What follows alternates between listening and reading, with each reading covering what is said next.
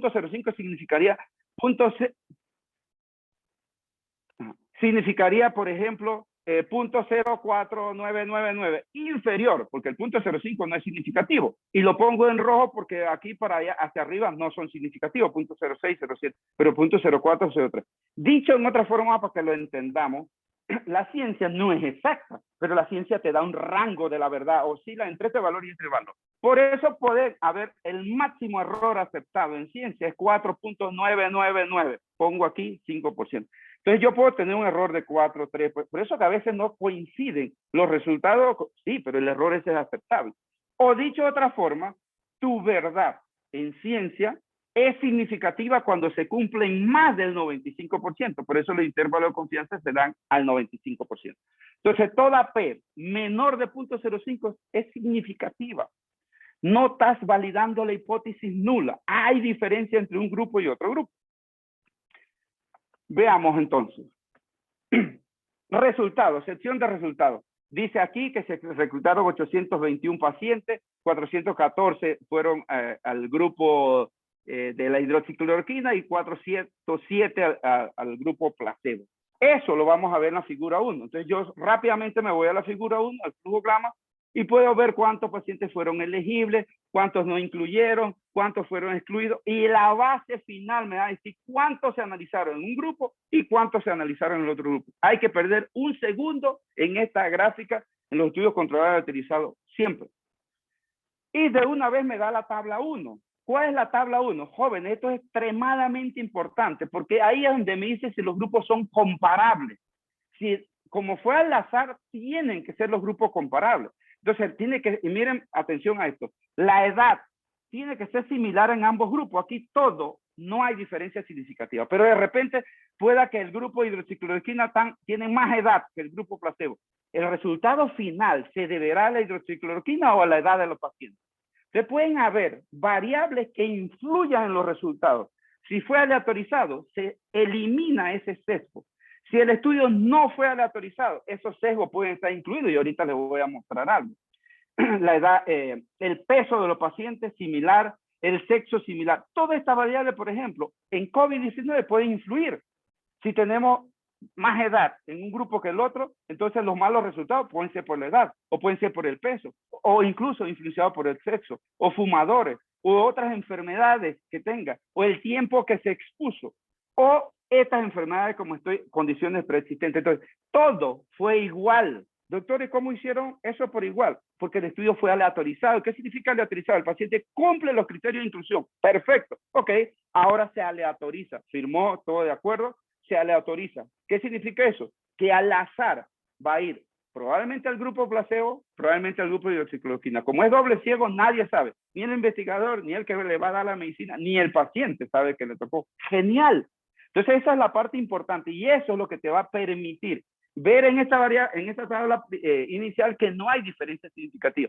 Si yo observo diferencias significativas, entonces me cuestionaría los resultados, lo verán enseguida. Miren ustedes, el famoso estudio en Estados Unidos, que fue utilizado incluso aquí en Panamá, vino un infectólogo panameño y pasó un buen par de semanas dando conferencias sobre la utilidad de hidroxicloroquina, y ese es el artículo que más usaba para defender la postura de la hidroxicloroquina. ¿Qué pasa con este estudio? Este estudio es un estudio sí interesante, pero no es estudio controlado aleatorizado. Entonces, si yo veo aquí la mortalidad hidroxicloroquina, usaron en toda la población, usó solo hidroxicloroquina, aquí no se usó nada. Aquí usaron combinación con acitromicina, aquí usaron hidroxicloroquina, acitromicina, aquí solo. Entonces veamos que la mortalidad total fue 18%, pero cuando yo veo la mortalidad, los que no usaron nada, 26%, los que usaron hidroxicloroquina, 13%, ¿qué yo concluyo? Que la hidroxicloroquina disminuye la muerte. Pero ¿eso es real? ¿Eso es lo que pasó? No sé. ¿Por qué? ¿Qué tipo de estudio es? Este es un estudio observacional. Los médicos trataban a la paciente con esto, con lo otro, entonces la gente, los investigadores decidieron analizar eso, pero no es controlado y autorizado. Entonces este resultado lo cuestionamos porque no es controlado y autorizado. Veamos los ejemplos. Observen la edad. la edad en los que no recibieron nada, 68 años. Y los que recibieron hidroxicloroquina, 63 años. ¿Significativo? Sí. Entonces, ¿se murieron menos porque eran más jóvenes o se murieron menos por la hidroxicloroquina? Ya no lo sabes. Vamos a ver la edad en mayores de 65 años de edad. Vean ustedes, los que no usaron, el 64%, los que no usaron nada. Y los que usaron hidroxicloroquina, menor grupo. Entonces, sigo. El peso, vean ustedes que aquí en este caso el peso en los que no usaron nada fue menor. El peso en los que usaron hidroxicloroquina fue mayor. ¿A favor? En contra. Entonces, eso no debe ocurrir en un estudio controlado y utilizado. Enfermedad pulmonar crónica. 47% en los que no usaron nada, 67% en los que usaron hidroxicloroquina. Entonces, uno dice, bueno, pero estaban peor las hidroxicloroquina y es significativo. Cáncer. Vean ustedes, significativamente más en los que no usaron nada. Entonces, uno se queda con la duda. Esta es la tabla 1. ¿Realmente es por la droga usada o es porque las variables, las condiciones basales del paciente eran diferentes? No lo sé. Y eso es lo malo de ponerse a defender estudios observacionales. Puede que eso se pruebe, pero eso se tendría que probar en estudios controlados y autorizados, en revisiones sistemáticas. Y este fue el gran error de abanicar con este estudio como el gran estudio hecho en Estados Unidos favoreciendo la hidroxicloroquina. No era controlado y utilizado, y los autores lo dicen textualmente. No es un estudio controlado y utilizado, mucho cuidado con los resultados. Entonces veamos este estudio que sí es un estudio controlado y utilizado. Confirmado el diagnóstico, o bueno, confirmado o probable, 11.8, 14, no hay diferencia significativa, o sea que daba igual la hidroxicloroquina que el placebo. Confirmado 2.7, 2.2, no hay diferencia significativa. Muertes no hubo, era un estudio de profilaxis en pacientes solo contacto. Hospitalización, una por grupo. Entonces, ¿qué yo puedo concluir aquí? Que la hidroxicloroquina no tiene ningún beneficio, doctor, pero el otro estudio dijo que sí. Pero el otro estudio es un estudio no aleatorizado, es un estudio observacional. Las condiciones basales de los grupos no son comparables. Y probablemente el resultado final no se deba a la droga, sino a las condiciones basales con las que entró esa población.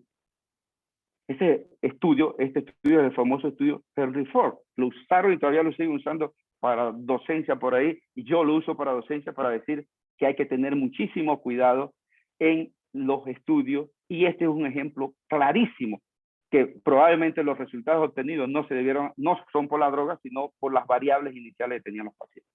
La discusión es lo que menos leo, lo que menos interesa si tú dominas los resultados. ¿Por qué? Porque la discusión es mucha opinión de los investigadores, mucha opinión de discusión allí. Entonces, por ejemplo, siempre se pone en la primera parte, la primera parte de discusión, el principal hallazgo o conclusiones, y se termina en un resumen muy similar. Pero hoy día se exige, como por ejemplo, sí, que usted ponga estudios a favor, en contra, porque cómo justificar que sus resultados son buenos o son malos, pero también que ponga siempre la fortaleza y debilidad, y eso los lectores debemos ver.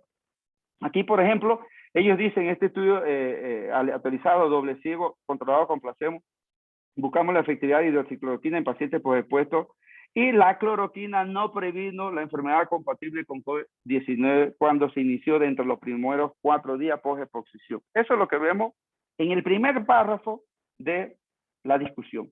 Y en el último párrafo dice exactamente lo mismo. Este estudio aleatorizado no demuestra un beneficio significativo de hidroxicloroquina en pacientes post-expuestos a COVID-19. Que si hay que evaluar otras cosas y hay que investigar otras cosas, se necesita más investigación, genial. Jóvenes, no es parte del artículo, pero lo voy a presentar. En la lectura crítica, la famosa interpretación, esto se corrió. La famosa interpretación de el riesgo relativo odds ratio. Veamos, siempre. Esta es la famosa gráfica de T invertida, Forest plot, donde el 1, esto se me movió todo cuando la pasé para acá, pero rapidito. El 1 viene una línea recta, ¿sí? Que atraviesa el 1. Todos los valores que están con su intervalo de confianza antes del 1 son significativos, o si los intervalos de confianza están después del 1 son significativos. Lo que quería decir con el ejemplo A, por ejemplo, que su RR o R para la interpretación es igual, es 0.5 con un intervalo de confianza de va 0.2 a 0.95. 0.2 a 0.95 no atraviesa el 1, está antes del 1. Entonces, tu verdad en ciencia no es exacta, pero hay un rango, un límite inferior, un límite superior. Eso te lo da cuando interpreta el riesgo relativo y los ratios. Aquí yo puedo decir que hay un efecto, si está antes del 1, beneficioso. Si está después del 1, perjudicial. Aquí está antes del 1, es beneficioso. El ejemplo B, 0.8 a 10, 0.8 a 10 atraviesa el 1, no hay diferencia significativa. El ejemplo C, 0.98, 0.4 a 2.1, atraviesa el 1, no hay diferencia significativa. Cuando tu verdad va desde un valor significativo protector a un valor significativo no protector, no hay diferencia significativa. Y yo siempre digo, esta línea te separa, o estás con Dios o estás con el diablo. Tienes que estar en uno de los dos lados, pero no puedes estar con el diablo y con Dios a la vez. Entonces, por ejemplo, aquí estás en un efecto beneficioso antes del 1. Y aquí en el ejemplo, el último ejemplo, está en un efecto dañino después del 1. Tus intervalos de confianza tienen que estar o antes del 1 o después del 1 para que haya diferencias significativas. Eso es importante en la lectura crítica, que lo dominemos. Y bueno, algunos se conforman solo en los artículos con leer el abstract. Cuando tú dominas la lectura de los artículos, sí, me parece que eso es suficiente. Me parece que es suficiente, insisto. No estoy del todo convencido. ¿Por qué? Porque como en este artículo te va a dar los antecedentes rapidito, te va a decir la metodología, te va a hablar de los resultados y te va a hablar de conclusiones. Ahí tienes todo lo que vamos a ver en el paper.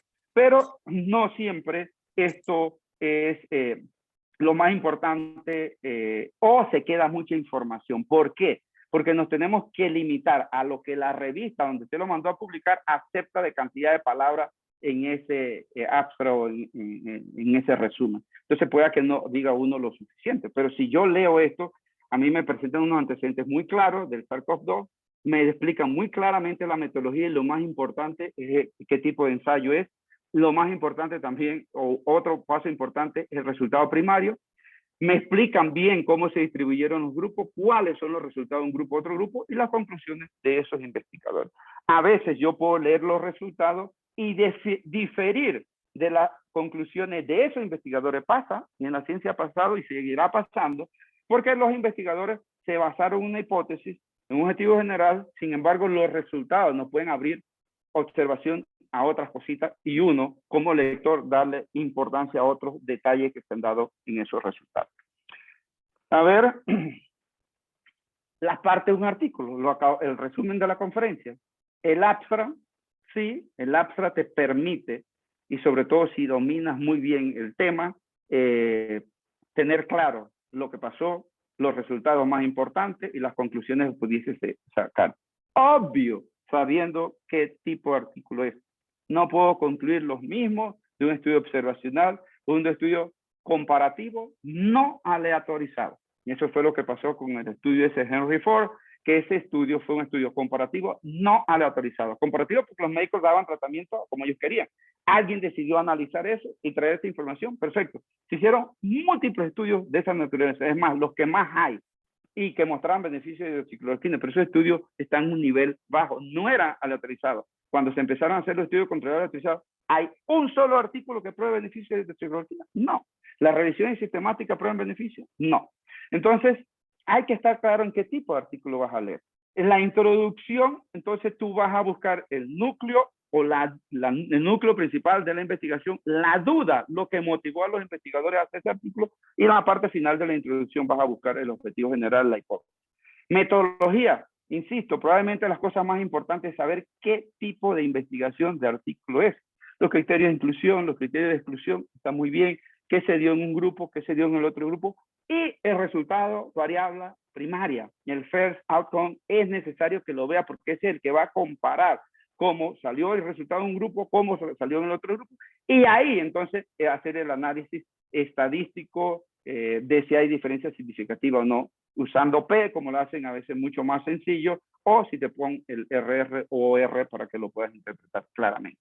Los resultados son muy ilustrativos cuando te ponen cuadros, gráficas, figuras. La discusión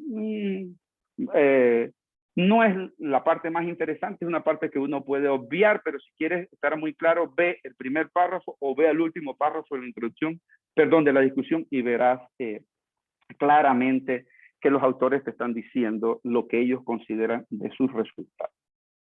Jóvenes, de verdad para mí un privilegio haber compartido con ustedes, agradecidos con los organizadores por tomarnos en cuenta y esperando haberles dejado algunas cosas importantes, relevantes, para que la puedan usar en su práctica clínica diaria. Esto no es para investigadores, esto es para clínicos, esto es para los que estamos todos los días viendo pacientes, que por supuesto lo tienen que dominar los investigadores, sin duda, pero esto no se puede dejar para los investigadores, esto es para los clínicos. Los clínicos tenemos que saber leer artículos científicos, los clínicos tenemos que entender lo que es lectura crítica de la literatura médica, los clínicos tenemos que saber lo que es medicina basada en evidencia. Y si todos sabemos eso, genial. No tenemos por qué estar peleando que sí, que no, que ya todos lo sabemos, y si todos lo sabemos, todos vamos a enseñar, y ya no se necesita ni estar haciendo cursos de estas cosas porque todo el mundo lo domina. Eso es lo que se pretende con esto, que todos dominemos ese concepto. Doctor, que puede haber controversia, pero por supuesto puede haber controversia. Y controversia cuando un estudio dice una cosa, otro estudio dice otra cosa, estudio muy bien hecho, y eso pasa en la ciencia. Y ahí cuando hay controversia, uno dice, bueno, no estoy de acuerdo con esto, no estoy de acuerdo con otro, pero basado en ciencia, no basado en mi opinión, no basado en que soy el más crack, no es basado en que soy el más viejo, no soy basado en el que sé leer más. Eso no tiene ningún sentido en la ciencia, pero eso lo vamos a resolver a medida que todos entremos y dominemos estos conceptos. Nuevamente agradecido por la invitación.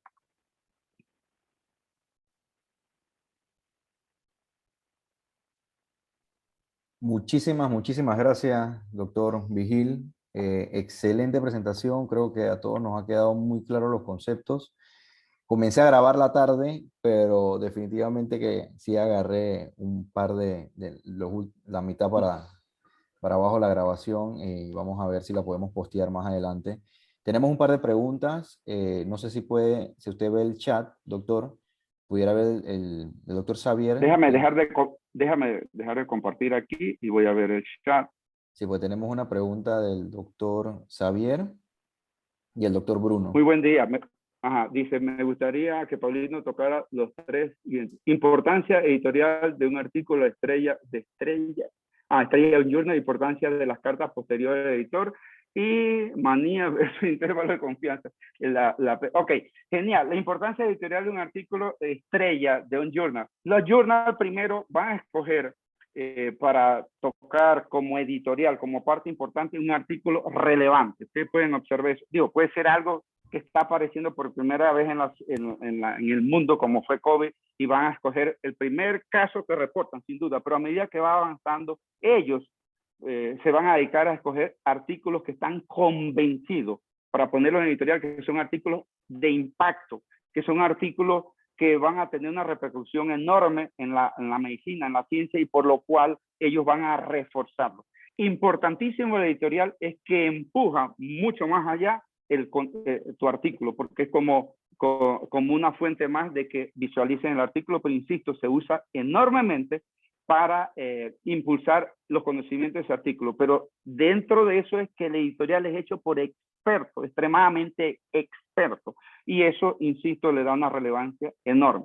Entonces voy a usar un editorial, ok, lo tengo que leer, pero el editorial forma parte de un artículo, yo debiera leerme el artículo ese para estar claro y compartir sí o no con los editores, que a veces los editores pueden no coincidir en algunas cosas o ver algunas otras cosas, estamos totalmente de acuerdo. Sin embargo, el editorial no va a reemplazar jamás el contenido real encontrado en ese artículo. Importancia de las cartas posteriores al editor, esto es otra cosa fenomenal. Yo en particular la he hecho y yo puedo decirle que la he hecho como 10 veces. ¿Por qué? Porque no coincido con los resultados, la forma de interpretación que hicieron esos investigadores. Eso es válido y eso se manda. Entonces tú mandas una carta posterior porque ese artículo no compartes esto, esos resultados, hay muchos factores de confusión. Algunas cosas que tú estás viendo, tú lo puedes hacer. Pero siguen siendo cartas posteriores al editor, que algunas veces las filtran y las pasan, otras veces no. Sin embargo, aportaría muchísimo a que nosotros veamos algunas cosas que los autores no nos están dando allí. Pero insisto, no va a reemplazar jamás el artículo. Y esto de la P manía versus los intervalos de confianza, o sea, la P es algo muy simplista, te dice significativo sí o no. Sí, y la vamos a seguir usando, pero el valor, los intervalos de confianza con el odds ratio y con el riesgo relativo son, yo diría, cerebrales. Eso es lo que importa. ¿Por qué? Porque la verdad en ciencia no es exacta, la verdad en ciencia oscila, tu verdad tiene un valor mínimo y un valor mayor, nunca es exacta, y eso lo vas a ver con los intervalos de confianza. Entonces los intervalos de confianza te van a ubicar sobre significancia, sí o no, pero también te van a dar una claridad qué tanto te estás alejando de la verdad. Por ejemplo, puedo tener intervalos de confianza extremadamente separados. Dar un ejemplo, algo negativo y el intervalo de confianza va de 3 a 45. ¡Wow! De 3 que sí haga un daño 3 veces a 45 veces. Es un intervalo, a lo mejor hay algunas cosas que están confundiendo los resultados. Pero si me dice que un intervalo de confianza de 3 a 5, tu verdad está entre ese 3 a 5. Eso es extremadamente importante. Entonces, sí, usen más los intervalos de confianza para el odds ratio, para el riesgo relativo, porque reporta muchísimo más. Y obvio que si usted tiene los intervalos de confianza que están antes del 1 o después del 1, entonces ya usted tendría claridad de que hay una P. Recuerde que el valor de P es un valor de certeza con una posibilidad de error y que el máximo error en porcentaje es 4.999%, pero usted dice que es significativo. Entonces, muchísimo cuidado. Para mí sería elemental que dominemos ambos valores, pero enfóquese más a los valores de los intervalos de confianza. A veces me sorprenden speakers, conferencistas muy buenos, y te aportan solo el valor de P, o solo te aportan el valor del RR o OR, y no te dan los intervalos de confianza. Y yo lo que digo es, sabrán lo que te están presentando, porque si no me dan el intervalo de confianza, yo no sé si lo que me están diciendo es cierto. Entonces a veces me pregunto, ¿ese speaker sabrá lo que está haciendo o no tiene la más remota idea o me quiere engañar presentándome un OR o riesgo relativo sin los intervalos de confianza? Yo siempre pienso que es que no tiene la más remota idea de lo que está diciendo y no que me quiere engañar. Por eso debiéramos presentar siempre los intervalos de confianza. ¿Qué otra pregunta hay aquí, Alcibiades? Esa me encanta tener, reproducibilidad de hallazgo por otros investigadores. Mira, es fascinante cuando tú hagas una publicación, sea controversial, no sea controversial, que otro valide y encuentre los mismos resultados. Por eso en la metodología, cuando hacemos el paper, tenemos que ser muy claros en la metodología que usamos, para que otros investigadores hagan eso y prueben si tenemos razón o no. Y pueda que empiecen a salir papers iguales, bien hechos metodológicamente, y no prueben lo que nosotros encontramos. Entonces, habría que ver si nosotros cometimos un error en la investigación, en la interpretación de los resultados, etcétera, etcétera. Pero cada investigador que publica un paper debe sentirse satisfecho que estos resultados sean reproducidos y que se haga más o menos de la misma forma. Y qué bueno si encuentra los mismos resultados. La ciencia se basa en eso, en hacer investigaciones y que se sigan encontrando los mismos resultados. No puede ser que alguien salga con un resultado y jamás se valide. Les digo algo, hay enorme posibilidad de sesgo, de manipulación de esos resultados. Pero tremenda pregunta. Ambas preguntas geniales. El doctor Bruno nos pregunta que si puede explicar un poco sobre la hipótesis nula. Ok, genial. Cuando nosotros hacemos una investigación, siempre, y sobre todo si es un estudio controlado y autorizado, partimos siempre de una hipótesis. ¿Qué es una hipótesis? Una idea tentativa de lo que tú crees que va a ocurrir. Eso que tú crees que va a ocurrir salió de la lectura. Entonces tú dices, esta droga sirve para curar eso. Voy a inventar con el estudio que hicimos, la hidroxicloroquina es una droga que actúa profilácticamente en los que tuvieron contacto. Eso es esta hipótesis de trabajo de investigación. La hipótesis nula es la contraria, la que te frena, la que dice no hay diferencia significativa o la hidroxicloroquina no es mejor que el placebo. Entonces la hipótesis nula en una investigación es esa hipótesis que frena una posible hipótesis de investigación o de trabajo. Muchas veces usamos la hipótesis nula como la hipótesis de investigación. ¿Qué quiero decir con esto? Ok, si uso esta droga es igual de efectiva la droga A que la droga B. Y lo que quiero probar, que la droga B es igual que la A. Entonces voy a hacer un estudio de donde la hipótesis nula es que no va a haber diferencia significativa en la efectividad, en los efectos secundarios, qué sé yo. Pero cuando hacemos una investigación, y sobre todo de este tipo de investigaciones controladas autorizadas, y lo podemos hacer para la gran mayoría de las investigaciones, debe haber una hipótesis. La hipótesis es lo que ha entusiasmado al investigador. Es como sus resultados imaginarios, y perdonen el término, no probados. ¿Quién lo va a probar? La investigación. Entonces yo pongo una hipótesis de trabajo, de investigación, pero mi entusiasmo, mi gran interés lo tengo que frenar con una hipótesis nula, es decir, pueda que no encuentre los resultados que estoy deseando. En lo personal, y me imagino que todos los investigadores que están aquí han vivido lo mismo, yo he trabajado con una hipótesis de trabajo de investigación y no he probado la hipótesis de trabajo de investigación y he probado la hipótesis nula, es decir, que no hay diferencia. Pero esos aportes de la hipótesis nula, por ejemplo, en mi especialidad, hoy día han sido impresionantes de algunos estudios. Entonces tampoco es que el investigador no se entusiasme porque sus resultados de la investigación no probaron su hipótesis de trabajo. Pueda que pruebes la hipótesis nula y que eso sigue siendo un gran aporte a la ciencia de la investigación.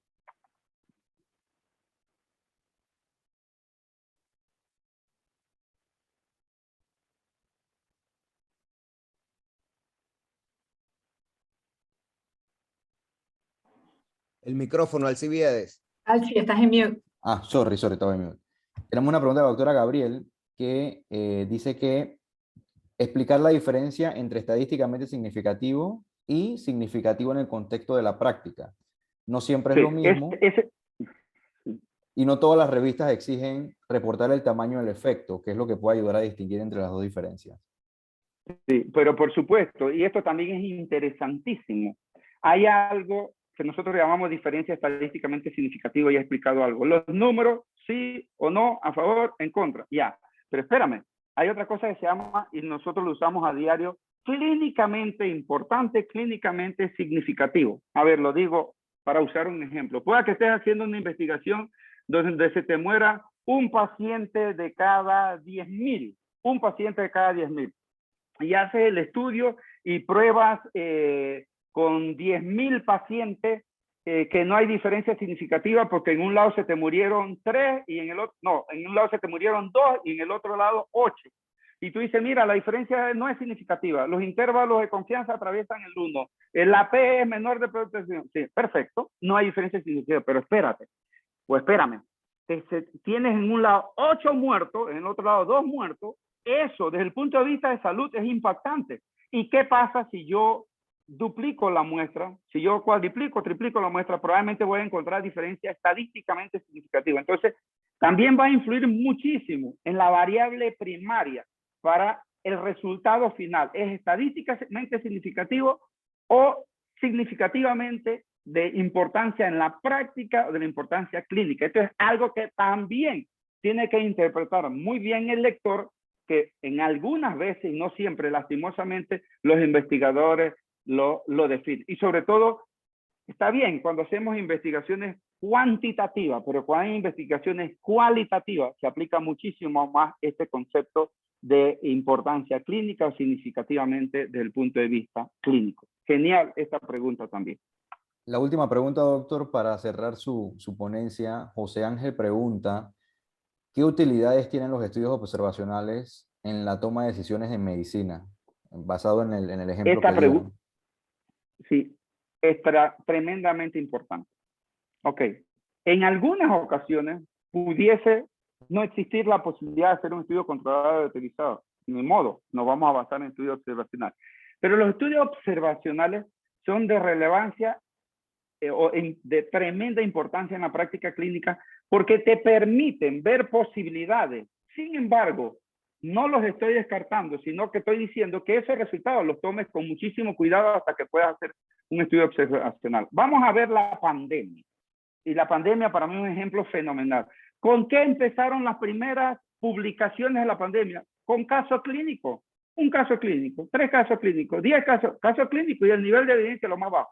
Y se fue sumando y sumando y ahí siguieron con los estudios observacionales.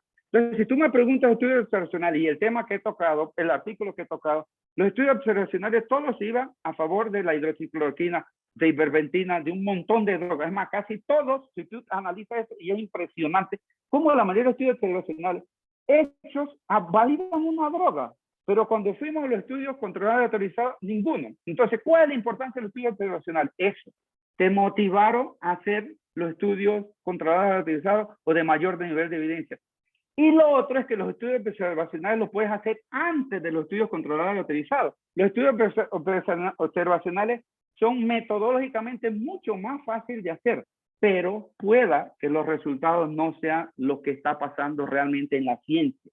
Por eso, los resultados hay que tomarlos con muchísimo cuidado. Pero yo diría, son esa base, esos pilares que justifican llegar a un estudio controlado y autorizado.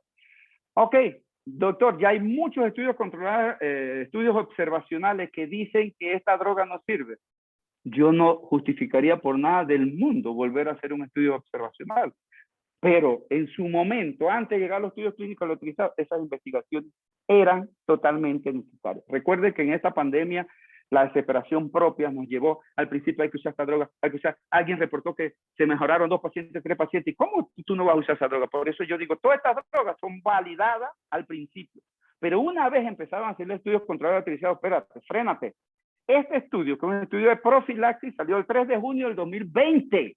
Fue el primer estudio controlado autorizado sobre esa condición y de ahí todos los otros estudios reportando lo mismo. Pero nos basábamos en estudios observacionales. Si tú me dices, doctor, ¿qué tal que no se hubiese hecho ningún estudio controlado aleatorizado hoy día de hidroxicloroquina? ¿Sabes qué? Los estudios observacionales la validan y tendríamos que estar usando. Pero ahí fallaría la ciencia, porque la ciencia no ha llegado a su nivel más alto de probar si las cosas son verdad. Muy buena pregunta también. Muchísimas gracias, doctor, nuevamente. Creo que todos estamos muy claros con la presentación y los datos que nos ha brindado y le agradecemos muchísimo y que ojalá se pueda quedar para la presentación de la doctora Gabriel y así comentar también. La siguiente presentación y cerramos nuestra sesión científica la llevará la doctora Gabriel Britton. La doctora Gabriel Britton es investigadora del Instituto de Investigaciones Científicas y Servicio de Alta Tecnología INDICASAT. La doctora Gabriel Britton tiene una licenciatura en psicología con una maestría en psicología y un doctorado en neurociencias y psicología. Es una de nuestras investigadoras repatriadas. La repatriamos en el 2006, ya tiene más de 10 años de estar con nosotros trabajando en INDICASAT, muy orgullosos de poder traer talento que estaba trabajando en Estados Unidos por más de 5 años en una universidad de alto renombre y ahora produciendo para la ciencia en Panamá. Investigadora distinguida del Sistema Nacional de Investigación y una de nuestras investigadoras seniors del instituto. Sin más, le doy la bienvenida y agradeciendo nuevamente a la doctora Gabriel por darnos la presentación el día de hoy. Ya puede compartir, doctora. Gracias, Alci, y buenos días a todas y a todos, y gracias por compartir con nosotros esta mañana. Estos eventos son sumamente importantes y concuerdo con las palabras del doctor Bruno en que esto es un inicio para nosotros poder ejecutar importantes estudios que son no solamente esenciales en el país, pero que también han sido de mucha necesidad. Así que muchísimas gracias por invitarme esta mañana. Bueno, me encantó la presentación del doctor Vigil, obviamente excelente docencia y creo que muy bueno el orden en el que hicieron esto hoy porque, como bien dice el doctor Vigil, a todas las edades tenemos que mantenernos al día en la lectura de la ciencia. Es muy importante, particularmente en los tiempos que estamos viviendo, obviamente en plena pandemia, que haya solamente 10 voces hablando no científicamente, puede causar muchísimo más daño. Y por eso las personas que estamos leyendo la ciencia y que nos apegamos a la literatura científica, tenemos que hacer ese balance, tenemos que poder silenciar esas voces. Y por eso es tan importante mantenerse actualizados a todas las edades. Ok, vamos a comenzar. Hoy les voy a hablar, en realidad, un poco sobre cómo empezar a escribir un artículo científico, aunque bien saben que esto toma muchísimo, mucho tiempo, mucho esfuerzo. Vamos a empezar hoy, pero como le había conversado a Alcibiades antes de esta sesión, creo que es muy importante continuar estas discusiones e incluso tener talleres de escritura científica y tener talleres donde podemos rebotar ideas unos con los otros, los clínicos, los investigadores en ciencia básica, para poder realizar estudios en un futuro y poder entonces publicarlos, porque obviamente primero hay que realizar un estudio para poder publicarlo. Entonces, con el permiso de todos, hice mis diapositivas en inglés, porque hay que saber leer en inglés para poder leer artículos científicos. Entonces, hoy les voy a hablar un poquito, este es un resumen de lo que les voy a hablar. Voy a darles un poco de mis primeras observaciones sobre cómo empezar a pensar en escribir ciencia, algunas vías a la publicación, ¿verdad? Las diferentes vías que podemos tomar hacia la publicación, cómo seleccionar una revista correcta, ¿verdad? Cómo seleccionarla. Algunas cosas que debemos saber sobre criterios de autoría, que eso es esencial. Otras maneras en que nosotros los investigadores, y hablo de nuestra parte, los investigadores del INDICASAT, por ejemplo, cómo podemos nosotros ayudar en cosas que quizás a los clínicos les parezca como que están, cosas que están fuera de su conocimiento, y algunos pensamientos y conclusiones finales. Ok, empecemos con esto. Para publicar tenemos que leer mucho, tenemos que leer un montón.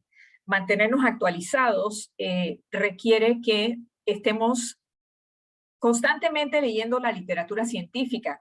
Esto es lo que previene lo que decía el doctor Vigil sobre personas que dicen, por ejemplo, bueno, en mi experiencia o en mi opinión, porque ese tipo de comentario en realidad no está basado en la evidencia. Sin embargo, si eres una persona que está actualizada o que por lo menos tiene una práctica de apartar un tiempo cada semana para poder leer la literatura, entonces sabes que estás manteniéndote al día por lo menos en la literatura científica. Pero esto toma apartar el tiempo para hacer esto, ¿sí? Hay que tener como algo de... La manera que yo le digo a mis estudiantes a veces en mi grupo de trabajo es que tenemos que ponernos metas. Digamos que tu meta inicial es leer 2 artículos científicos a la semana. Entonces eso es una meta y intenta cumplirla. Digamos que entonces estás leyendo más de 2 artículos a la semana. Bueno, ahora estás leyendo 5 artículos a la semana. Para cada día de la semana vas a leer un artículo.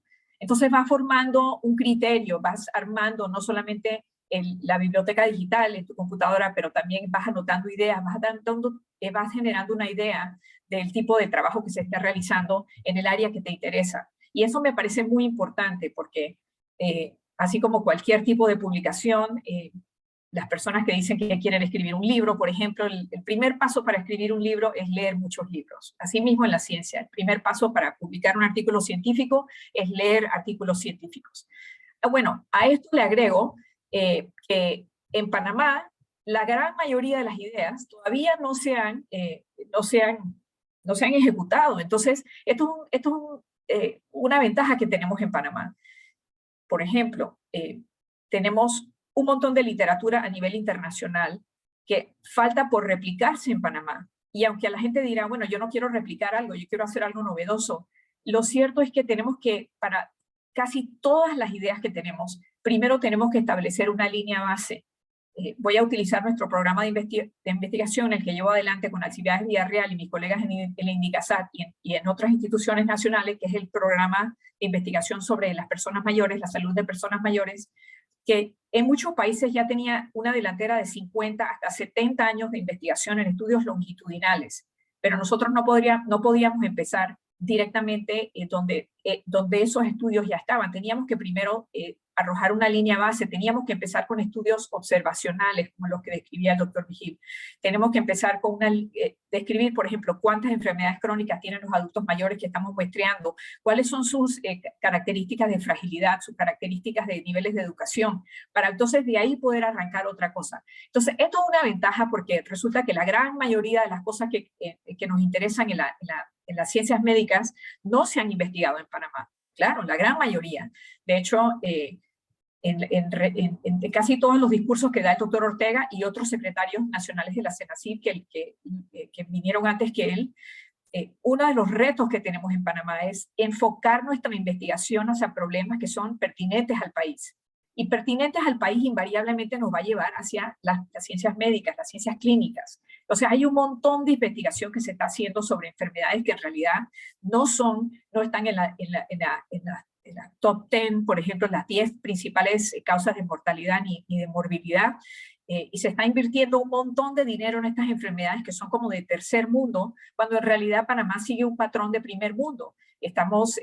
Tenemos, por ejemplo, una de las primeras causas de muerte son cáncer, enfermedades neurológicas, enfermedades cardíacas, y sin embargo, en las 3 cosas que acabo de mencionar, en cuanto a investigación básica, por ejemplo, se invierte menos en esas 3 que se invierte en, por ejemplo, malaria, o se invierte, por ejemplo, en Chagas, y esto tiene que cambiar. Entonces, ahí es donde creo que es muy importante esta alianza que hemos realizado con las personas del Hospital Paitilla y los jóvenes especialmente, pero de todas las edades, porque pienso que todos podemos aportar de alguna manera. Aquí es donde nosotros podemos hacer un real cambio. Ya generar nuevos programas que son más pertinentes a los problemas de salud que nos aquejan en Panamá. Así que de esta manera arranco con estas premisas muy básicas. Hay que leer mucho y hay que establecer metas y cumplir esas metas, ¿verdad? Y por segundo también, lo bueno es que hay un montón de estudios que se pueden realizar, que sí se han realizado en otros países y que podemos hacerlas acá. Como decía el doctor Vigil, de reproducibilidad. Eso es importante, ver cómo se comportan estas diferentes enfermedades en nuestro contexto para establecer una línea base y de ahí poder arrancar. Entonces, estas 2 cosas creo que es un buen punto en donde arrancar. ¿Cómo podemos empezar, por ejemplo? ¿Cuáles son algunas maneras en que podemos empezar? Bueno, aquí hay unas recomendaciones que yo sigo y que les recomiendo a mi grupo de trabajo.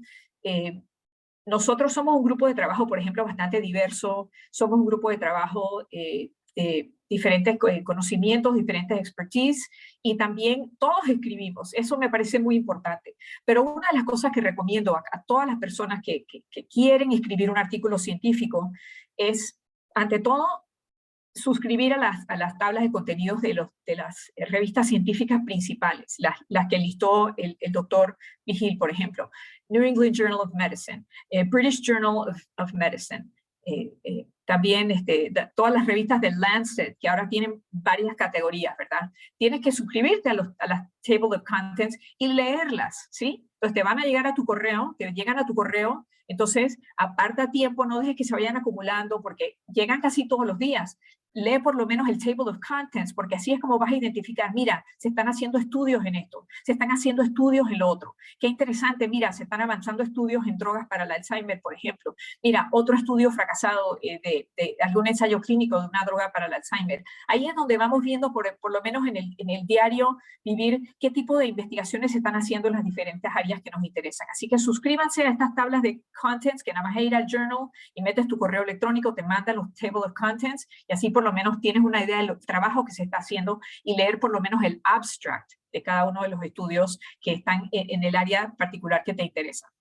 Lo segundo que recomiendo es registrarse en PubMed Central, que es del NIH. Este es como que la biblioteca virtual, ¿verdad? Digital de toda la literatura en las ciencias médicas. Ellos tienen una plataforma en donde, por ejemplo, funciona, donde tienes tu usuario y tu contraseña, y la plataforma tiene maneras, por ejemplo, de hacer búsquedas y guardarlas en diferentes categorías. Entonces, mientras vas encontrando literatura, también puedes sortear por año, puedes sortear por tipo de estudio, pueden ser solamente randomized control trials, si es lo que te interesa, puede ser solamente estudios que están libremente disponibles, pero puedes ir haciendo búsquedas y vas organizándolos en diferentes bibliotecas. Esto es muy importante porque, como bien saben, la literatura se mueve a un paso muy, muy rápido. Entonces, tenemos que ir recogiendo estos estudios, tomando en cuenta los datos que nos compartió el doctor Vigil, por ejemplo, sobre en qué tipo de journals ha sido publicado, en qué año fue publicado. PubMed también te dice, por ejemplo, cuántos otros estudios han citado ese estudio. Ahí entonces no cometemos ese error que a veces algunas personas cometen, que dicen, bueno, yo leí un estudio que dijo tal y tal cosa, entonces lo usan como evidencia. Acuérdense que Así como dijo el doctor Vigil, no solamente es un estudio, tienen que ser varios estudios que puedan reproducir el mismo resultado y especialmente la evidencia es más fuerte si esa evidencia viene de diferentes enfoques. Así que si estudios con animales llegan a la misma conclusión que un estudio in vitro, que un estudio clínico y que toda esta evidencia se puede sumar junta, entonces ahí tenemos más certeza de los resultados que se están encontrando. Así que sí les recomiendo que como personas interesadas en la investigación, que se registren en PubMed Central, y este es ncbi.nih.gov, y regístrense y utilicen esa plataforma. Es muy fácil de utilizar para aquellas personas jóvenes, es mucho más fácil que todas las redes sociales que utilizamos, y es sumamente importante. Hagan bookmark en esto y ténganlo arriba en su menú. Con base a esto van a empezar a organizar la literatura, ¿verdad? Y a organizar sus ideas alrededor de ciertos temas y enfoques también, ¿verdad? Now, tenemos retos importantes porque, por ejemplo, nuevamente utilizo mi área de investigación como ejemplo. Nosotros estamos interesados en la salud de personas mayores. Eso es un tema muy, muy amplio, pero estamos específicamente interesados en deterioro cognitivo y su progresión al Alzheimer. Y esto nos obliga a leer, por ejemplo, no solamente estudios clínicos, obviamente, pero tenemos que conocer mucho sobre la biología del Alzheimer y esas vías de señalización implicadas en el Alzheimer, las proteínas involucradas. Entonces, es importante que cuando vayas organizando la literatura, que tengas algún sistema de organización, por ejemplo, quizás al principio dos categorías amplias como estudios clínicos y estudios básicos, ¿verdad? Entonces de ahí tener varias ramas, varios folders en donde ahí se van como haciendo con más y más detalles los diferentes tipos de estudios que les interesan. Y si están bajando papers, por ejemplo, no les recomiendo que los bajen por autor y por año, porque no nos vamos a acordar de los nombres de los autores. Guarden los archivos y definitivamente cámbienle los nombres, porque los nombres que salen cuando bajamos los artículos son solamente números y eso no nos dice nada. Y si todos los días estás desperdiciando 5, 10, 20 minutos solamente encontrando un archivo, a lo largo de un año has desperdiciado horas y semanas de tu tiempo. Así que guarda el archivo de una vez, cámbiale el nombre y ponle el nombre de las palabras clave que están en ese título para que puedas acordarte, ¿verdad? También pongo al final, casi siempre pongo, definitivamente pongo el año y pongo la revista que se publicó. Entonces ya tengo 3 cosas importantes solamente en el nombre del archivo y eso es algo muy importante porque ya verán que muy rápidamente su computadora va a estar llena de papers. Y siempre me preocupa cuando me siento al lado de un estudiante que me va a mostrar algo sobre alguna tesis que está escribiendo o algo y cuando veo su computadora hay un folder en el desktop que se llama Papers. Y cuando lo abren hay 400,000 papers adentro. Eso no es manera de organizarse. Y recuerden que yo considero que 90% del éxito es la organización, ¿sí?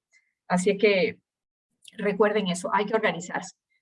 Ya cuando estamos organizándonos, esta es otra que me parece muy importante y que nosotros arrancamos así con nuestro programa de personas mayores.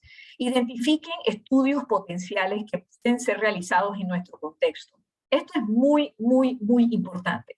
De repente lees un estudio que está publicado en el New England Journal of Medicine, tú dices, wow, esto es algo que quizás nosotros podamos hacer aquí en Panamá.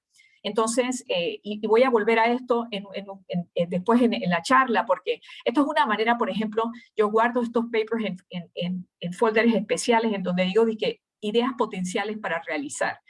Quizás no sé si tengo todas las herramientas, no sé si tengo todo el recurso humano necesario, pero los guardo de todos modos porque me parece muy interesante la posibilidad de poder ejecutar ese estudio dentro de nuestro contexto y aportar, empezando desde ese punto, 1, replicando o no el estudio que se hizo a nivel internacional, y 2, proporcionando algún tipo de variables particulares que distinguen, por ejemplo, lo que estamos haciendo en Panamá versus en otros países, ya sean variables sociales, típicamente variables de índole socioeconómico, cosas así, pero nos da una idea de en qué dirección debemos estar moviéndonos para entonces ir formando un cuerpo de trabajo, ¿verdad?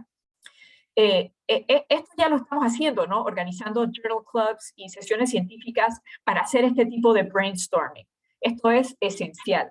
Me encantan estas actividades que han organizado y justo le estaba comentando a Alcibiades que yo sé que este es el segundo evento y deberíamos entonces ponerlo como en el calendario, como digamos, el segundo sábado de todos los meses vamos a reunirnos a hablar.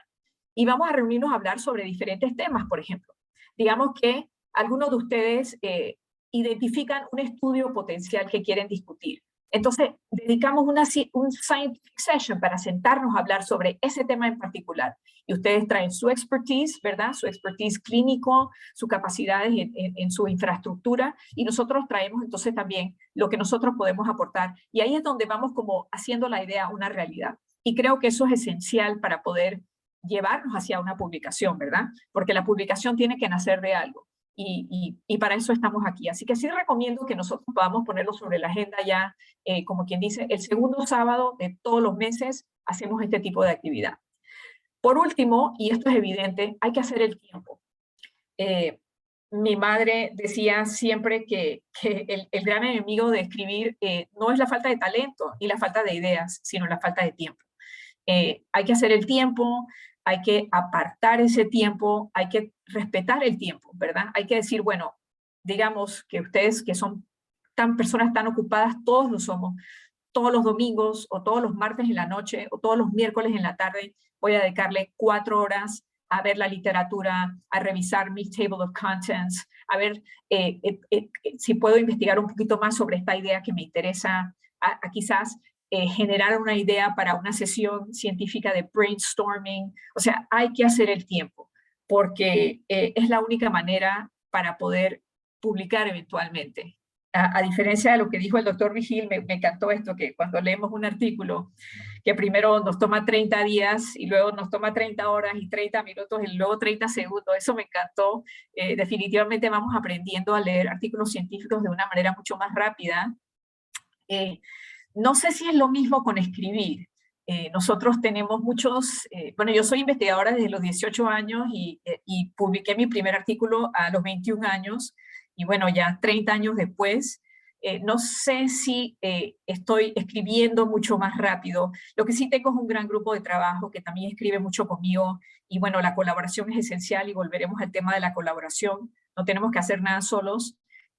Así que, pero escribir es mucho más complicado que leer un artículo científico, y por eso es que hay que hacer el tiempo, porque como cualquier otra habilidad, escribir un buen artículo, nos volvemos mejor al escribirlo, definitivamente, porque hay que practicar escribir. Pero siempre se puede contar con un grupo de personas para no desanimarnos, porque yo sé que para muchos de ustedes inglés no es su lengua materna, si quieren publicar en inglés, y para muchos que nunca han publicado un artículo quizás pensarán que es una cosa que no sé si voy a poder hacerlo, es una tarea tan grande, pero hay personas, muchísimas en Panamá, que estamos publicando y estamos aquí para colaborar y para ayudar en este tema. Así que hacer el tiempo. Ok, así es como empezamos. Seguimos. Aquí tengo como un esquema bien general sobre algunas vías a la publicación, ¿sí? Entonces, vamos a considerar algunas de estas vías. El doctor Vigil habló sobre diferentes tipos de papers también, ¿verdad? En cualquier journal que estamos leyendo, por ejemplo, hay desde cartas al editor, opiniones, ¿verdad? Perspectivas, hay artículos de hipótesis, hay artículos de investigación propiamente, largos y cortos, ¿verdad? Está el short communication, y hay artículos de revisión. Había un tiempo donde para escribir un artículo de revisión o el review article, tenías que recibir una invitación de un journal. Eso ya no es el caso. Ahora, tú puedes proponer, puedes escribir a una revista, primero lee las instrucciones de los autores la premisa de las revistas, si ellos reciben, por ejemplo, propuestas para un review article. Pero, por ejemplo, ahora sí se puede escribir a una revista y decirles, bueno, yo tengo una idea para un review article, se trata de esto y está en este tema. Yo considero que escribir un review article, que mis estudiantes han hecho, mi grupo de trabajo lo hemos realizado en varias ocasiones, es difícil, pero también hay muchas recompensas, ¿verdad? Es un ejercicio tenaz en escribir en leer artículos científicos. De repente también aprendes a organizarte muy bien, la literatura empieza a organizarte, empieza a tener sentido, y también produce que el resultado de escribir un artículo como este es que estamos al día en cierto tema, ¿sí? A mí me parece un ejercicio extraordinario. Y escribir un artículo de revisión, por cierto, no requiere obviamente que que hayamos ejecutado algún tipo de investigación en el área. Sería importante, obviamente, por eso algunas revistas exigen que las personas que escriben review articles sean también investigadores en esas áreas. Pero no es cierto en todos los casos, porque en el caso, por ejemplo, de personas que están en áreas clínicas, pueden escribir un review article sobre la evidencia clínica y eso es aceptado en muchas revistas. Así que esto es un ejercicio que sí les recomiendo, es una maratón, no es una carrera larga, puede tomar hasta un año organizarse y escribirlo bien. Mientras pasa el año, hay más estudios que van saliendo, pero me parece una buena manera de empezar a escribir un artículo científico. Y podemos retomar este tema en una sesión científica futura, si es un ejercicio que a algunos de ustedes les interesa realizar. La segunda vía de la publicación que me parece muy importante, aquí la pongo en el centro porque me parece la más importante, es lo que les mencioné anteriormente, que es identificar un estudio en alguna revista que ustedes consideran que puede ser realizada en nuestro contexto. Entonces, hay ciertas preguntas que nos tenemos que hacer, ¿no? Primero, leer el artículo de una manera muy crítica, como lo describió el doctor Vigil. Entonces, de esa lectura sacamos, por ejemplo, de que tenemos una muestra similar en Panamá para realizar ese tipo de estudio. Tenemos las herramientas analíticas, ¿verdad? Las tenemos desde el lado del hospital, por ejemplo, del lado de Indicasat. Tenemos la experiencia, tenemos, ¿verdad?, el recurso humano. Esta es la que casi siempre sí. Necesitamos colaborar y la respuesta siempre es sí. Necesitamos colaborar, siempre, para hacer un estudio. Siempre me dudo de las personas que tienen currículums en donde casi todos sus artículos son ellos autores, nada más, un solo autor. Me acuerdo una vez en un taller que realizó la CENACYT, vino un extraordinario de otro país, tenía más de 300 publicaciones, en donde más de 200 de esas publicaciones estaba él solito como autor. Yo dije, bueno, esta persona cómo realizó todo este trabajo él solito, y era un investigador biomédico. Necesitamos colaborar, sin duda. No vamos a realizar ningún tipo de estudio sin colaborar. Entonces, nuevamente, este tema lo vamos a retomar, lo debemos retomar en una sesión científica futura, en donde cuando alguien haya identificado tal estudio y haya recogido cierta literatura al respecto y podamos juntar cabezas y poder hacer un brainstorming y ver de qué manera mejor podemos ejecutar esa idea en Panamá, entonces ya estamos un paso más cerca hacia publicar un artículo sobre un tema importante en las ciencias médicas y en nuestro entorno. Otra vía, la publicación, porque recuerden que para publicar hay que hacer investigación, es que se unan a un grupo o un programa que ya está en proceso, ¿verdad? Existen muchos grupos de investigación en Panamá que están bien consolidados, que tienen años trabajando y que ya no están ejecutando solamente proyectos, sino que es un programa de investigación. Entonces, una de las primeras preguntas que se pueden hacer es, ¿tengo la experticia para contribuir a un programa de estos? Y probablemente sí. Nosotros les podemos decir de parte de nuestro programa PARI, el grupo de investigación de las personas mayores, que las personas los médicos que colaboran con nosotros han contribuido conocimiento esencial en lo que estamos haciendo. No podríamos hacer nuestro trabajo sin esta colaboración. Entonces, que ustedes digan, bueno, están haciendo un estudio en VIH sobre tal cosa, yo creo que yo podría aportar de esa manera, ¿por qué no contacto al doctor, el doctor Pascal y ver si puedo colaborar de alguna manera? O específicamente, como estamos hablando de nuestra colaboración con Indicasat, poder entonces tener un scientific session nuevamente en donde quizás todos los investigadores presentamos 5 minutos lo que estamos haciendo, entonces ahí podemos ir haciendo un brainstorming. ¿Cómo podemos nosotros trabajar juntos, no solamente para hacer más investigación clínica, pero también nosotros los investigadores poder ampliar nuestro horizonte en cuanto a los problemas que estamos abordando?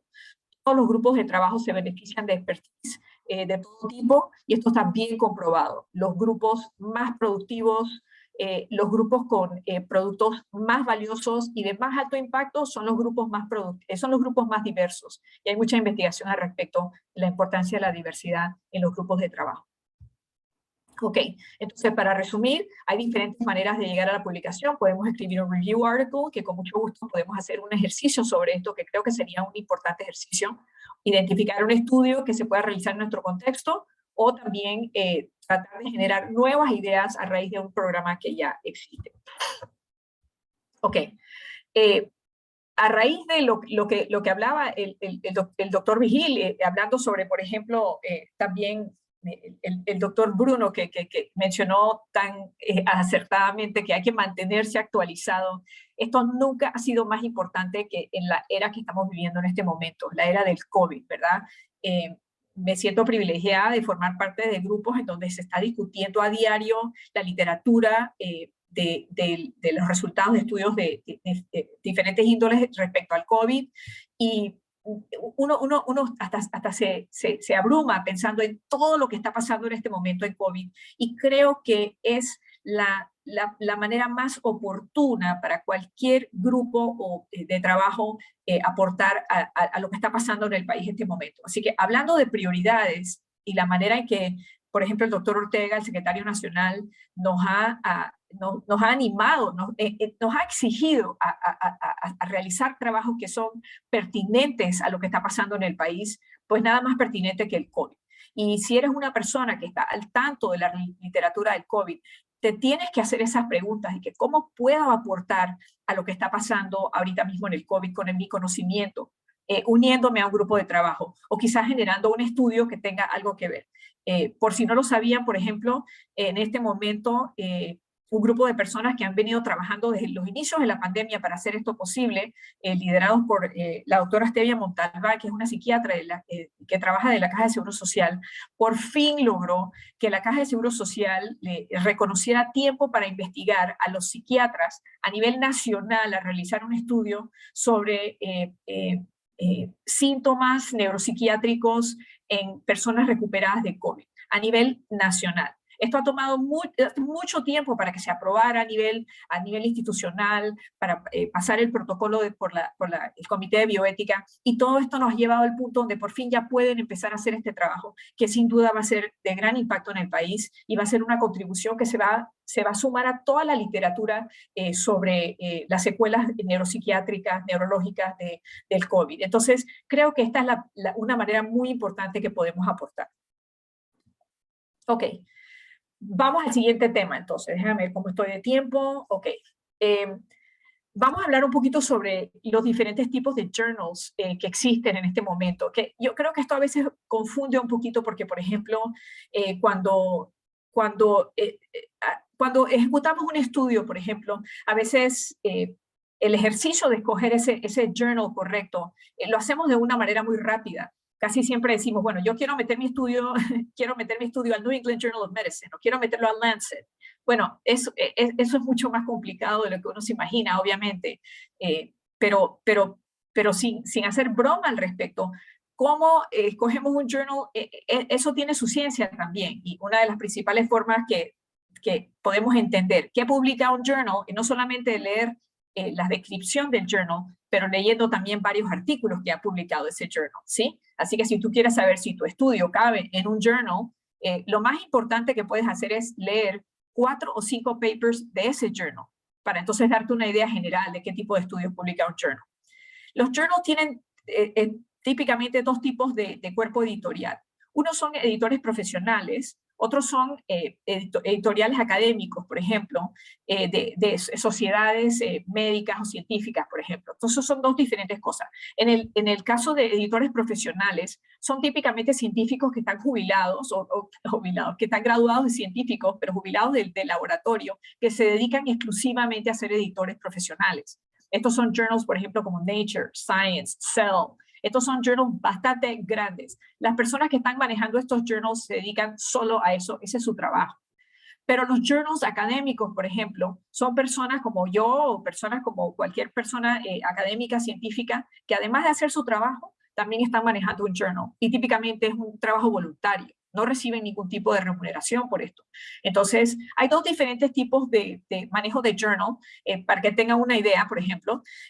También hay journals, lo que llamamos open access, que ya creo que ya varias personas los hemos conocido, la idea de hacer la ciencia abierta, ¿verdad? Donde el paper no tenga costo para leerlo, pero típicamente no tiene costo para leerlo, pero sí tiene costo para la persona que publica en ese journal.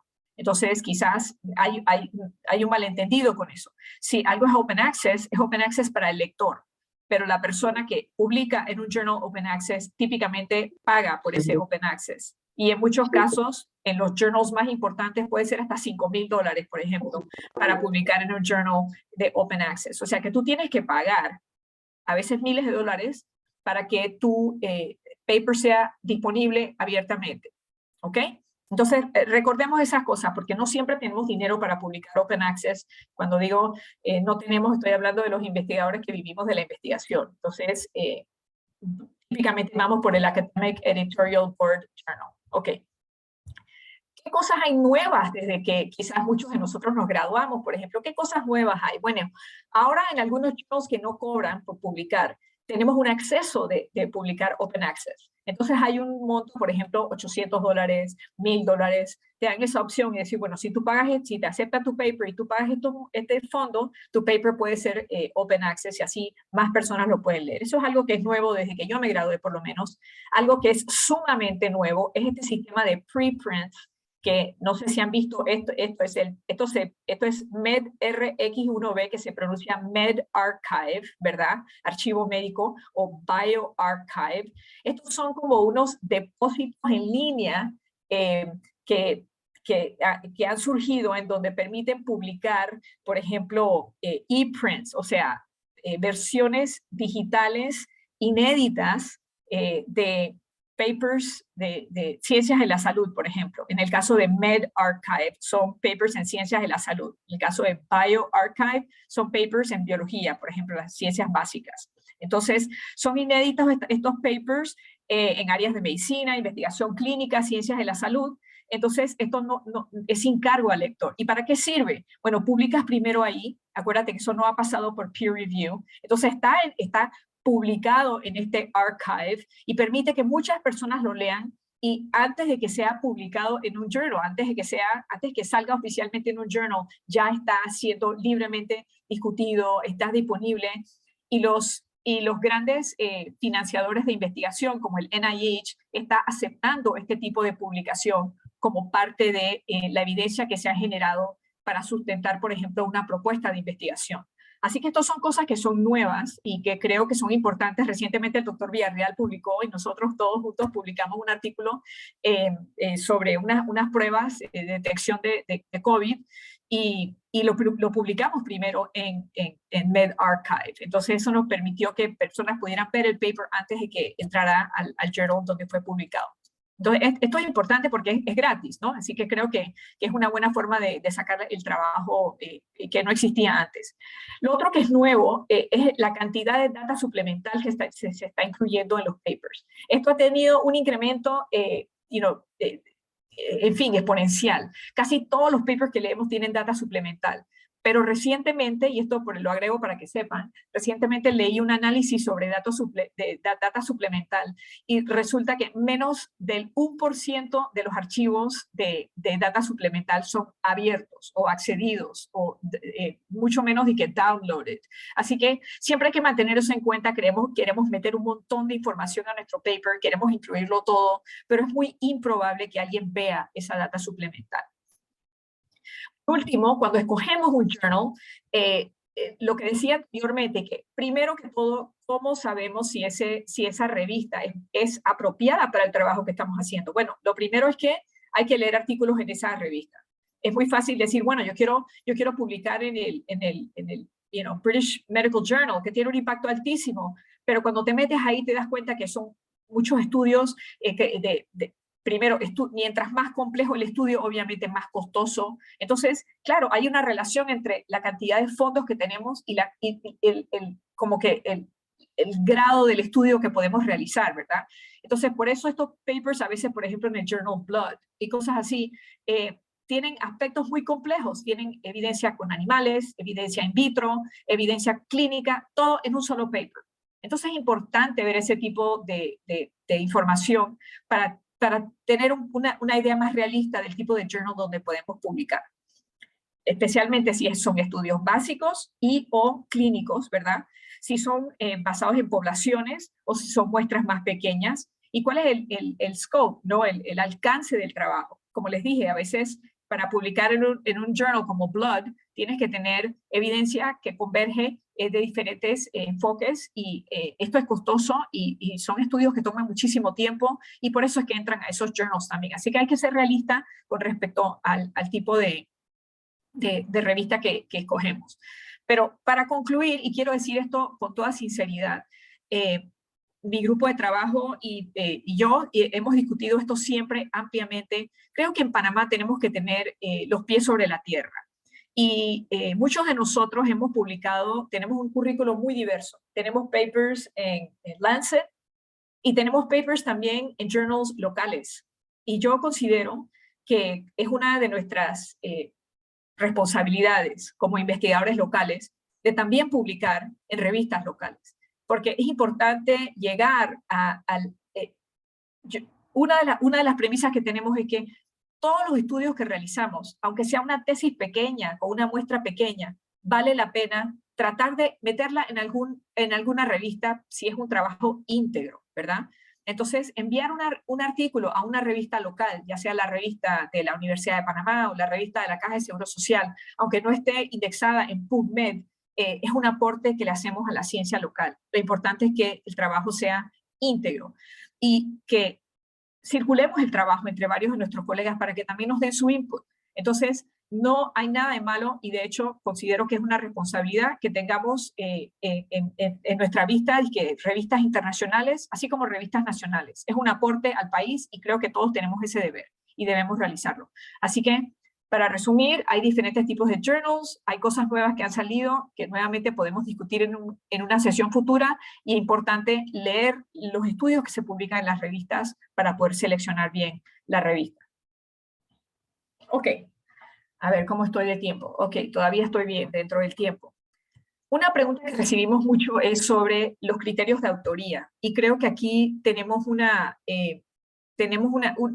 casos muy importantes que considerar porque los criterios de autoría que se publicaron hace varios años se han ido aplicando sistemáticamente en las revistas, por ejemplo, donde tienes que sustentar quiénes son los autores y por qué. O sea, al final del paper te hacen llenar un cuadro en donde te piden decir qué hizo cada autor para poder recibir ese derecho de estar entre los autores, ¿sí? Entonces, esto es importante tomar en cuenta antes de empezar a incluir autores en un paper. Y los criterios de autoría los publica el ICJME, que es International Committee of Journal Medical Editors. Y ellos publicaron esto en el 2013 y básicamente el crédito de autoría debe basarse en estas tres premisas. Las voy a leer. Contribuciones importantes a las ideas, al diseño, a la adquisición de los datos o al análisis de datos y la interpretación. La palabra clave aquí es o. A una de estas cosas tiene que cumplir como un punto. Segundo, también tiene que cumplir con haber escrito el artículo o haberlo revisado críticamente. Tiene que cumplir con esto también, una de estas dos cosas. Y número 3, aprobación final del artículo que se va a publicar o tomar responsabilidad completa por su contenido, ¿sí? Entonces, tenemos que cumplir con las 3 condiciones y, como dije anteriormente, varios journals ya exigen que se detalle con base a las iniciales de cada autor cuáles fueron las contribuciones de esos autores. Entonces, esto es algo que mantener en cuenta porque cuando queremos participar como una persona entre muchas que van a publicar un artículo, porque la colaboración es esencial para publicar un artículo, mantener en cuenta los criterios de autoría y por favor les recomiendo que los busquen. Pueden buscar el ICJME y ahí pueden ver con muchos más ejemplos cuáles son estos criterios. Si, por ejemplo, solamente compraste los animales o proporcionaste una droga o proporcionaste algún tipo de herramienta o incluso si financiaste parte del estudio, entonces solamente vas en los acknowledgements y no entre los autores. Y más se está exigiendo que estos criterios se cumplan. Ok. Estaba pensando a veces también cuando hablamos con algunos de nuestros colegas médicos y se sienten como abrumados con alguna de las cosas como engorrosas de las publicaciones. Y yo siempre digo, bueno, ahí es donde nosotros podemos ayudarlos, porque no solamente tenemos grupos de estudiantes que pueden hacer estas cosas mucho más rápido que nosotros, por ejemplo, y son cosas como, por ejemplo, hacer las gráficas y las imágenes. Ellos generan gráficas e imágenes así súper rápido porque trabajamos con Excel y trabajamos con diferentes software de gráficas muy rápidamente, formateando las referencias, que ahora todo eso se ha vuelto como utilizar ciertos software, ¿verdad? Son cosas que nosotros podemos ayudarlos y que no se abrumen con estos temas. Y muchos de nosotros también tenemos mucha experiencia en análisis estadístico. Entonces, uno de los enfoques que he tomado, yo soy la que hago los análisis estadísticos en mi grupo de trabajo y recientemente hemos contratado una segunda persona que entonces ahora podemos ambos hacer análisis estadísticos independientemente y ver si convergen sobre los mismos resultados. Porque algo que dice el doctor Vigil es muy cierto. Las estadísticas se pueden utilizar para tergiversar algún tipo de conocimiento científico o para adelantar algún tipo de agenda. Y nosotros mismos podemos tener sesgos cuando hacemos análisis estadísticos. De hecho, podemos hacer análisis de diferentes puntos de vista y llegar a diferentes conclusiones. Entonces te quedas pensando como que no sé si lo que estoy haciendo es correcto, pero si hago un análisis tomando en cuenta algún tipo de pregunta que me interesa y le pido a otra persona que haga las mismas preguntas por su lado, con su propio software y su propia, quizás los números exactos no van a salir, pero deben ser similares, entonces tenemos más fe en los resultados que hemos encontrado. Pero no deben abrumarse con estos temas, porque en estos temas sí, los que somos investigadores a tiempo completo, pues tenemos mucha experiencia y muchos recursos para poder ayudarlos y poder adelantar en esas áreas. Bueno, ahora unas observaciones finales que creo que son muy importantes recordar. Empiezo con la primera. Prepárense para el rechazo, el rejection del paper, ¿ok? Esto creo que es algo que nos cuesta mucho a los latinos, la crítica constructiva. De hecho, siempre la gente se sorprende cuando les digo que de todas las regiones del globo terráqueo, ¿ok? Todas las regiones grandes, los latinoamericanos somos los que menos reenviamos un manuscrito después de que ya lo hemos enviado y lo devuelven con un montón de críticas, a veces hasta 10 páginas de críticas. Somos los que menos dispuestos estamos a revisar el manuscrito y a volver a enviarlo. ¿Qué les parece eso? Los latinoamericanos. Entonces, esto dice algo de nuestra cultura, de que no recibimos muy bien la crítica constructiva, pero una de las cosas que siempre decimos los investigadores es que cuando recibes crítica, léela y ponla a un lado y espera 5 o 6 días y luego retómala con una mente fresca, ¿verdad?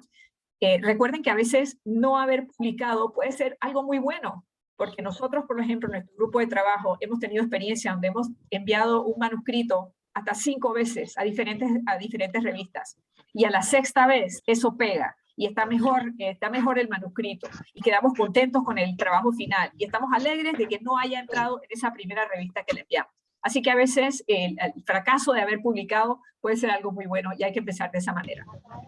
Nosotros en INICASAD, estoy segura que hablo por todas las personas que trabajan con nosotros, estamos muy emocionados por esta oportunidad de poder trabajar con personas en Paitilla, porque nosotros consideramos que la inversión que se ha hecho en los equipos de alta tecnología son esenciales para hacer buena investigación clínica, y así como el expertise de las personas que estudian medicina y que están en investigación clínica, son esenciales para llevar adelante el tipo de investigación en salud que nosotros queremos llevar adelante como país y que debemos llevar adelante como país. Entonces, yo creo que esta alianza no solamente es oportuna, pero es esencial para poder revertir lo que les dije anteriormente, que la investigación asociada a la salud en Panamá, en realidad,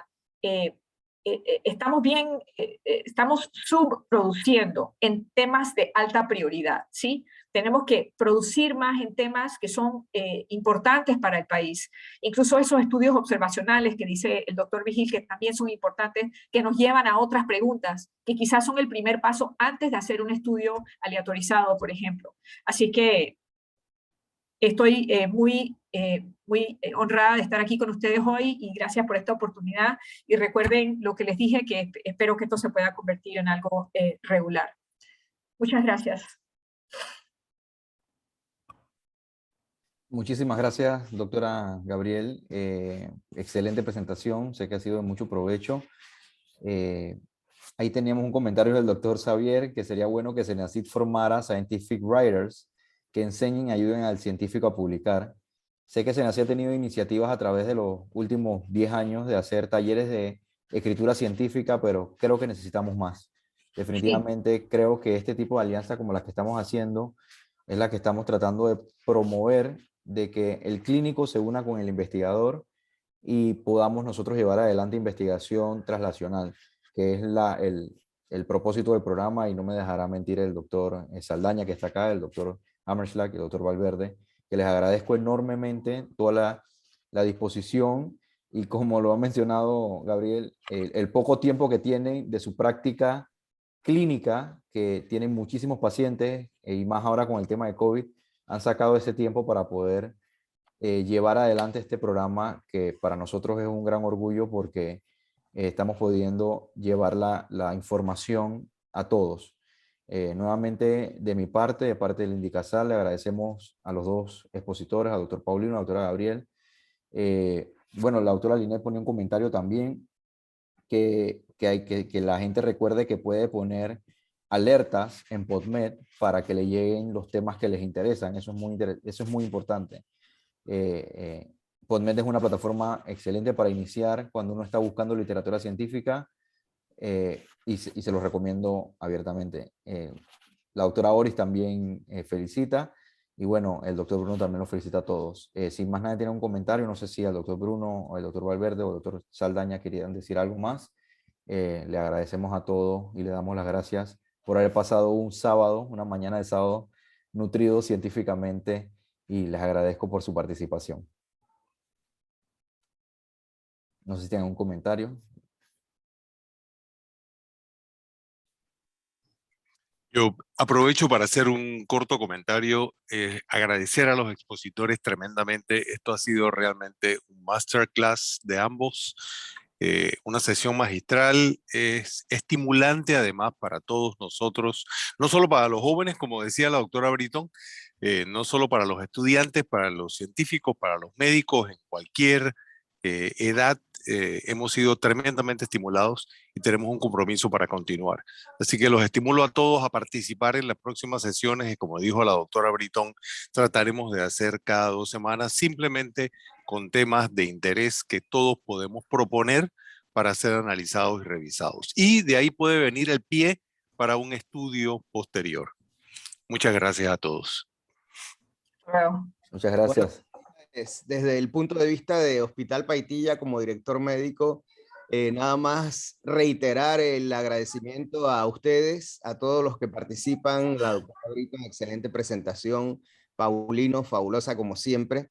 Y sin lugar a dudas, nosotros vamos a continuar esto, porque inclusive en todas las áreas de las ciencias médicas hay la oportunidad de investigar y de leer y publicar. Como decían los dos expositores, a medida que uno va escuchando las charlas, yo voy, por ejemplo, pensando en opciones que hay para mi especialidad de ortopedia y traumatología. Se van ocurriendo cosas basadas en lo que has leído en artículos previos, y que definitivamente, como dice la doctora Britton, no hay escrito en Panamá al respecto de lo nuestro. Así es que tenemos una tabla rasa que podemos empezar a escribir en ella. Muchísimas gracias por el aporte. Muchas gracias, muchas gracias. Bueno, nos despedimos y le damos gracias a todos los participantes y saludos.